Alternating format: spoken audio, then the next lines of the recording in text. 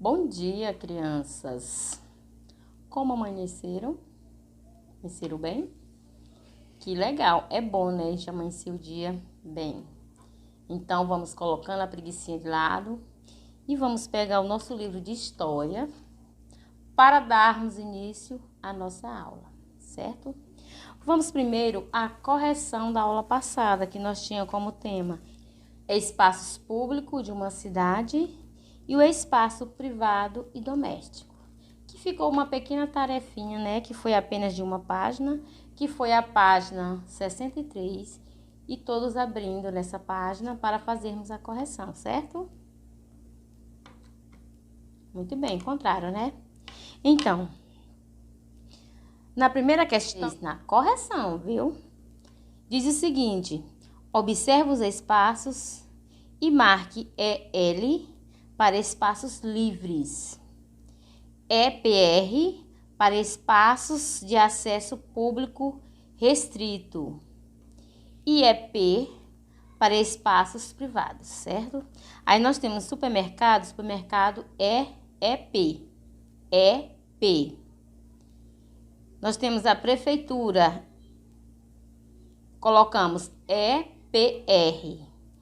Temos biblioteca, também é EPR. E nós temos também um parquinho, que é EL, né? Que é L é para espaços livres, e é livre, qualquer um pode brincar, certo? E lá na segunda questão, diz o seguinte: desenhe um espaço público de sua cidade e escreva o nome do local que você escolheu. Aqui, pessoal, né? Cada um fez seus desenhos, se não fez, vamos fazer agora. E vai colocar o lugar que você desenhou, o lugar que foi escolhido, certo? Terceira questão. Escolha um edifício público restrito de sua cidade. Pesquise sobre as regras desse acesso, desse local e escreva algumas delas abaixo, né? É uma pesquisa, né? Através dessa pesquisa, você escolher um acesso desse local e transcrever abaixo, certo? Então, a nossa correção de hoje será apenas da página 63. Então, todos lá na página 64, que lá nós vamos ter novo assunto. Que o novo assunto diz o seguinte: o trabalho urbano e o trabalho rural, certo? Encontraram? Muito bem. Então, todos acompanhando e observando essas duas primeiras gravuras que nós temos aí. Nós temos uma, duas, três. Três gravuras nós temos na página 64. Que diz o seguinte: o trabalho pode ser classificado em público e privado. Só pelas figuras dá de vocês perceber, né? Que espaços são esses. Então, o trabalho público é aquele mantido pelo governo e normalmente executado pelos servidores públicos. São os serviços oferecidos pelo governo, como educação, segurança, cultura e entre outros, né? Aí vocês observam. O trabalho privado é aquele mantido por uma pessoa ou uma empresa e normalmente executado por trabalhadores empregados na empresa, né? O privado também tem pessoas que trabalham, né? Mas naquela empresa ali tem o quê? Tem o seu dono, né? Então, há uma infinidade de exemplos desse tipo de trabalho: comércio, agricultura, pecuária, indústria, prestação de serviço, entre outros. Então, deu para entender, né? O que é o espaço público, né?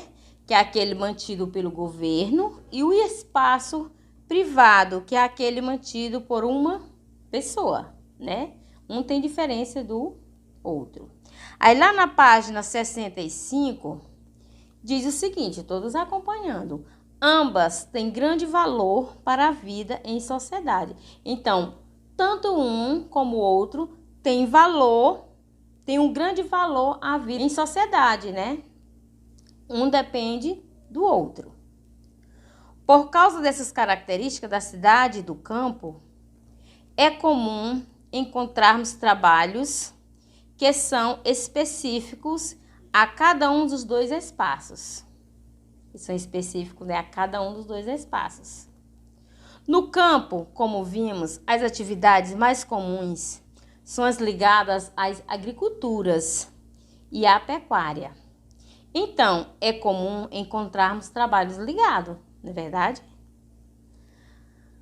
A indústria de alimentos, como a produção e o cultivo de frutas, verduras, leite e derivados, carnes, entre outros. Ao comércio de frutas, verduras, leites, derivados, carnes, equipamentos e máquinas usados na agricultura e na pecuária. Que vocês podem observar aí que nós temos dois desenhos, né? Nós temos um da agricultura, que é a primeira, né? E da pecuária. Que na agricultura a gente vê, né, frutas, verduras, e na pecuária a gente já vê outros diferentes, né? E nós temos os derivados, que são as carnes, o leite e entre outros. Aí nós observamos essa outra aí, na mesma página, viu? A prestação de serviços relacionados à agricultura e à pecuária, como vacinação, serviços veterinários e agrícolas, pesquisas para a melhoria da produção e treinamento da mecanização. Na cidade, os trabalhos são bem mais diversificados, porque há maior demanda da população. Assim, é possível encontrarmos uma infinidade de trabalhos em todos os ramos da atuação. Indústrias do mais variados produtos, como de computadores, automóveis, máquinas, equipamentos de materiais de construção, enfim. O comércio dos mais variados produtos, como artigos de informáticas e tecnológicos, além de acessórios, roupas, alimentos e entre outros. Prestação de serviços bastante variados, dentro dos ramos advocatícios, médicos, dentários, jurídicos, cultural e educacional. Como vimos, os trabalhos do campo e da cidade se complementam, pois um precisa do outro para ser realizado, não é verdade?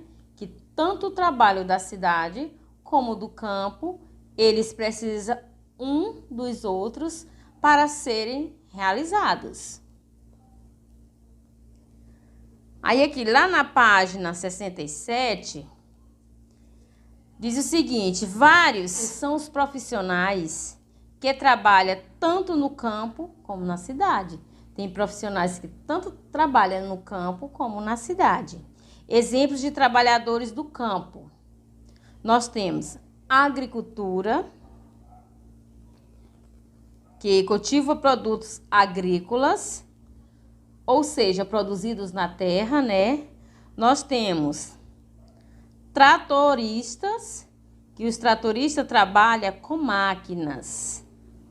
Nós temos veterinários, que trabalham com manutenção e saúde dos animais.